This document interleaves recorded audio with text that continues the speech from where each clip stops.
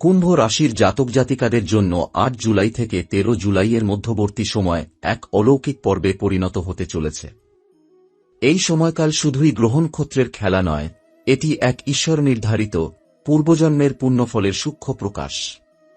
আপনি হয়তো জানেন না, কিন্তু বহু জন্ম আগে আপনি এমন কিছু কর্ম করেছিলেন, এমন কিছু প্রতিজ্ঞা পূর্ণ করেছিলেন বা এমন কারো আশীর্বাদ লাভ করেছিলেন, যার কারণে এই জন্মে আপনাকে কালী যুগের মধ্যেও এক বিরল সুযোগের মুখোমুখি দাঁড় করানো হয়েছে। আপনার ভাগ্যে এমন কিছু ঘটতে চলেছে যা একাধারে চমকপ্রদ এবং অলৌকিক। ঈশ্বরের পরিকল্পনা এই প্রথমবারের মতো এত স্পষ্ট ও দৃশ্যমান হতে চলেছে আপনার জীবনে। হয়তো হঠাৎ এমন কোনো ঘটনা ঘটবে যা আপনাকে বিস্ময়ে অভিভূত করে তুলবে। একটি ফোন কল, একটি দরজা খোলা, এক অচেনা মানুষের সহানুভূতি, এক পুরনো বন্ধুর ফিরে আসা, যে কোনো কিছুর মাধ্যমে ঈশ্বর আপনার দিকে ইশারা করবেন। এই সময় মিথুন রাশিতে দেবগুরু বৃহস্পতির উত্থান হবে। বৃহস্পতি হলেন জ্ঞানের, সৌভাগ্যের এবং ন্যায়ের প্রতীক। তাঁর গমন মিথুনে মানে কুম্ভ রাশির ষষ্ঠ ঘরে শক্তিশালী প্রভাব বিস্তার। ষষ্ঠ ঘর সাধারণত চ্যালেঞ্জ, শত্রু, ঋণ ও অসুস্থতার নির্দেশক হলেও বৃহস্পতির অবস্থান সেখানে প্রতিটি বাধাকে এক এক করে সরিয়ে দেবে। আপনি যেসব সংগ্রামের ভেতর দিয়ে গেছেন, কর্মক্ষেত্রে অবহেলা, অর্থনৈতিক টানাপোড়েন, ব্যক্তিগত সম্পর্কের দূরত্ব, এই সময় তা পরিবর্তন হতে শুরু করবে। এই পরিবর্তন হবে এতটাই সূক্ষ্ম এবং গভীর, আপনি বুঝতেও পারবেন না কবে সব বদলে গেল। আপনার জীবনে এমন কিছু মানুষ প্রবেশ করবে যারা হয়তো আপনার ভাগ্যপথের দিশারি হিসেবে কাজ করবে। কেউ আপনাকে কোনো গুরুত্বপূর্ণ সিদ্ধান্ত নিতে সাহায্য করবে, আবার কেউ এমন কোনো সুযোগ এনে দেবে যা আপনার জীবনকে পুরোপুরি বদলে দেবে। চন্দ্রের গমনও এই সময় কুম্ভ রাশির জন্য এক বিশেষ সুফল বয়ে আনছে। মানসিক ভারসাম্য ফিরে আসবে, পরিবারের সঙ্গে হারানো সখ্যতা পুনরুদ্ধার হবে এবং এমনকি কিছু পুরনো ভুলও মাফ হয়ে যেতে পারে। স্বপ্নের মধ্যে আপনি হয়তো এমন কিছু চিত্র দেখবেন যা আপনার জীবনের ভবিষ্যৎ নির্দেশ করবে। ঈশ্বর বারবার নানা উপায়ে ইঙ্গিত পাঠাবেন, হয়তো একটি পাখির ডাক, একটি হঠাৎ পাওয়া চিঠি বা এমনকি কোনো পুরাতন ছবির মধ্যে। এটাই সেই সময় যখন দেবতারা আপনাকে ঘিরে রাখবেন। বলা হয় পৃথিবীতে ৩৩ কোটির বেশি দেবতা রয়েছেন, কিন্তু এই বিশেষ সময়ে ১৩৩ কোটি দেবতা, যা প্রকৃত অর্থে প্রতিটি শক্তির, প্রতিটি দিকের সম্মিলন, তারা সকলে একসাথে আপনার পুণ্য কর্মের টানে আপনার জীবনে নেমে আসছেন। তারা চাইছেন আপনি উঠে দাঁড়ান, আপনার সত্যিকারের পথ ধরুন এবং এই জন্মে যা পাওয়ার কথা ছিল তা যেন আর দেরি না হয়। আপনি যদি অনুভব করেন আপনার জীবনে কিছু একটা ঘটতে যাচ্ছে, তাহলে ভুল ভাবছেন না। হয়তো ইতিমধ্যেই তা শুরু হয়ে গেছে। আপনি খেয়াল করলে দেখবেন আপনার ভেতরের ভয়, সংকোচ, অনিশ্চয়তা আস্তে আস্তে কমে যাচ্ছে। আপনি আগের চেয়ে বেশি শান্ত, স্থির এবং আশাবাদী হয়ে উঠছেন। এটি সেই অলৌকিক প্রভাব যা ধীরে ধীরে আপনাকে রূপান্তরিত করছে। এই সময়ে আপনাকে প্রতিদিন একটু করে আত্মিক চর্চা করতে হবে। হয়তো সকালে সূর্যোদয়ের সময় কিছুক্ষণ নীরবে বসে থাকা, কিংবা সন্ধ্যায় একটি প্রদীপ জ্বালানো। বৃহস্পতির জন্য একটি ছোট মন্ত্র জপ বা একটুখানি দান, যেমন একজন গরিবকে খাদ্য, এসব ছোট কাজ আপনাকে আরও বেশি গ্রহণযোগ্য করে তুলবে ঐশ্বরিক শক্তির কাছে। এখন থেকেই শুরু হবে আপনার ভাগ্যরেখা বদলের গল্প। প্রথমে তা শুরু হবে আপনার মনের ভিতর দিয়ে, তারপর আপনার সম্পর্ক, আপনার কাজ, আপনার অর্থ এবং শেষে আপনার জীবন দর্শনেও। একে একে সব বদলাতে থাকবে, যেন জীবনের এক নতুন পাতায় আপনি প্রবেশ করছেন। ৮ জুলাই থেকে ১৩ জুলাই, এই ৬ দিন আপনার জীবনের সেই অধ্যায় যা আপনাকে বহু জন্মের অপেক্ষার পর এক নতুন পথে এগিয়ে নিয়ে যাবে। আপনি হয়তো জানেন না, কিন্তু এই সময়টা শুধুই গ্রহের গতিবিধি নয়, এটা সেই মহাশক্তির উন্মেষ যেখানে আপনার পূর্বজন্মের প্রতিটি পুণ্যকর্ম একত্রিত হয়ে আপনার ভাগ্যের দরজা খুলতে চলেছে। এতদিন আপনি যা শুধু স্বপ্নে ভেবেছেন, যা পাওয়ার আশায় কাজ করেছেন, কাঁদেছেন, ধৈর্য ধরেছেন, তার সাড়া এবার মিলবে। এই সময় আপনাকে ঘিরে থাকবে এক অদৃশ্য বলয়। আপনি হঠাৎ অনুভব করবেন কিছু একটা বদলাচ্ছে। হয়তো সকালে ঘুম ভেঙে অকারণে মনের মধ্যে প্রশান্তি আসবে। কোনো দুঃখ থাকবে না, কিন্তু আনন্দ হবে না, হবে এক গভীর নিঃশব্দতা, যেন কিছুর প্রতীক্ষা চলছে। এই নিঃশব্দতাই দৈব সংকেত। জীবনের সমস্ত গোলমাল, বিভ্রান্তি, ক্লান্তির ভেতর দিয়ে হেঁটে আপনি এবার এসে দাঁড়িয়েছেন এক অলৌকিক পরিবর্তনের মুখোমুখি। এই সময় বৃহস্পতি মিথুন রাশিতে প্রবেশ করে আপনার জীবনের ষষ্ঠ ঘরে জায়গা নিচ্ছে, আর চন্দ্রের গতি আপনাকে মানসিক স্থিরতা ও পারিবারিক শান্তির স্পষ্ট ইঙ্গিত দিচ্ছে। বৃহস্পতির প্রভাবে আপনি শুধু বাধা কাটিয়ে উঠবেন না, বরং সেই বাধাগুলোই আপনার উন্নতির সিঁড়ি হয়ে উঠবে। যাদের দ্বারা আপনি এতদিন অপমানিত বোধ করতেন, তারাই হয়তো এবার আপনার সাহায্যে এগিয়ে আসবে। অথবা আপনি এমন একটি জায়গায় গিয়ে দাঁড়াবেন যেখানে পুরনো অপমান আর অর্থহীন হয়ে যাবে। এই 6 দিনে আপনার জীবনে এমন কিছু ঘটনা ঘটবে যেগুলো হয়তো আলাদা করে খুব সাধারণ মনে হবে, কিন্তু তাদের পেছনে কাজ করবে এক গভীর রহস্য। কেউ আপনাকে হঠাৎ করে সাহায্য করতে চাইবে যাকে আপনি ঠিকমতো চেনেন না। কোনো পুরনো সম্পর্ক আবার নতুন করে ফিরে আসবে। হয়তো কেউ এমন কথা বলবে যা আপনার ভবিষ্যৎ সিদ্ধান্তের দিক বদলে দেবে। এই সব ঘটনাই দৈব নির্দেশ। আপনি যে পথ খুঁজছিলেন, ঈশ্বর সেটি এবার দেখাতে শুরু করবেন। আপনার আর্থিক দিকেও আসবে ভারসাম্য। আপনি যেখানে আটকে ছিলেন, যেখানে একটার পর একটা ব্যর্থতা আসছিল, সেখান থেকেই খুলে যাবে দরজা। একটা কাজ যা বহুদিন ধরে ঝুলেছিল হয়তো আচমকা মঞ্জুর হবে। যারা ব্যবসা করছেন তাদের জন্য অপ্রত্যাশিত লাভের সম্ভাবনা রয়েছে।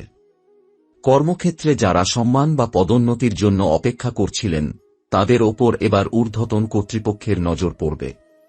আর এই সময় শুধু বাইরের জগতে নয়, আপনার ভিতরেও এক তীব্র পরিবর্তন শুরু হবে। আত্মবিশ্বাস বাড়বে, ভয় কমবে। আপনি এমন সিদ্ধান্ত নিতে পারবেন যা আগে সম্ভব ছিল না। নিজের প্রতি আস্থা জন্মাবে এবং জীবনের প্রতি একটা নতুন দায়বদ্ধতা অনুভব করবেন। মনে হবে আমি যেন নতুন করে বাঁচছি, নতুন করে বুঝছি নিজেকে। এই সময় আপনাকে ঘিরে থাকবে 133 কোটি দেবতার আশীর্বাদ। আপনি যদি সকালে ঘুম ভেঙে এক অদ্ভুত প্রশান্তি অনুভব করেন, বা মনে হয় বাতাস আজ একটু আলাদা, সূর্যটা যেন একটু উজ্জ্বল, বা পাখির ডাকটা যেন আজ একটু বেশি মন টানে, বুঝে নেবেন আপনাকে ঘিরে এই আশীর্বাদ প্রবাহ শুরু হয়ে গেছে। ঈশ্বর এই কালী যুগে প্রথমবারের মতো আপনার দরজায় এসে দাঁড়িয়েছেন। এই সময়ে কোনো নতুন সম্পর্ক শুরু হতে পারে, বা পুরনো কোনো মানুষ আবার ফিরে আসতে পারেন এমনভাবে যেটা আপনার মানসিক শক্তির উৎস হয়ে দাঁড়াবে। এটি প্রেম হতে পারে, বন্ধুত্ব হতে পারে, বা গুরুতুল্য কাউকে খুঁজে পাওয়া। এই সংযোগটা ঈশ্বর আপনাকে উপহার হিসেবে পাঠাবেন। সত্যিকার অর্থে আপনি এই সময়ের ভেতর দিয়ে ধীরে ধীরে পুরনো জীবন থেকে সরে আসবেন। এক ধরনের পর্দা যেন সরে যাবে চোখের সামনে থেকে। আপনি যে জীবন এতদিন কাটাচ্ছিলেন তা যেন একটা রিহার্সাল ছিল। এবার শুরু হবে আসল জীবন, যেখানে আপনি নিজের উদ্দেশ্য বুঝবেন, নিজের শক্তি চিনবেন এবং নিজের ভাগ্য নিজের হাতে তুলে নেবেন। এই সময় আপনি যা কিছু ভালো কাজ করবেন তা বহুগুণে ফিরে আসবে। প্রতিটি দান, প্রতিটি প্রার্থনা, প্রতিটি সৎ সিদ্ধান্ত হবে বহুগুণে প্রভাবশালী।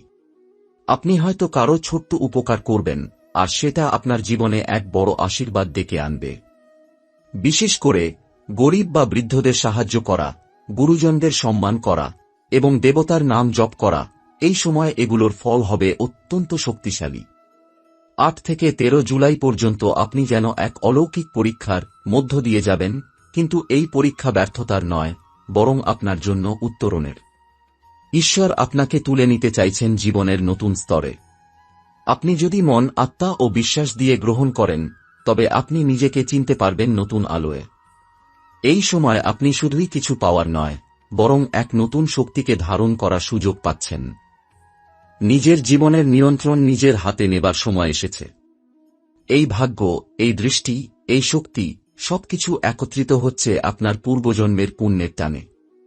এটাই সেই মহামুহূর্ত যখন আপনি যদি অন্তর দিয়ে গ্রহণ করতে পারেন, তাহলে পরবর্তী পুরো জীবন আপনার হাতে নতুনভাবে গড়ে উঠবে। এই সময়ের পটভূমিতে যেটা সবচেয়ে বড় ভূমিকা রাখছে তা হল দেবগুরু বৃহস্পতি ও চন্দ্রের মিলিত শক্তি, যা আপনার রাশিচক্রে এক বিশেষ ধরনের কম্পন সৃষ্টি করছে। বৃহস্পতি এখন মিথুনে অবস্থান করছেন, যেটি কুম্ভ রাশির ষষ্ঠ ঘর। এই ষষ্ঠ ঘর সাধারণত রোগ, শত্রু, ঋণ, মামলা বা কর্মক্ষেত্রের টানাপোড়েনের স্থান। কিন্তু বৃহস্পতি যখন এখানে প্রবেশ করেন, তখন তিনি এইসব প্রতিকূল দিকগুলিকে শোধন করে আশীর্বাদে রূপান্তরিত করেন। তবে এই শোধনের প্রক্রিয়া সবসময় আরামদায়ক হয় না, এতে কিছু শিক্ষা লুকিয়ে থাকে যা সতর্ক না থাকলে আমাদের বিভ্রান্ত বা আহত করতেও পারে।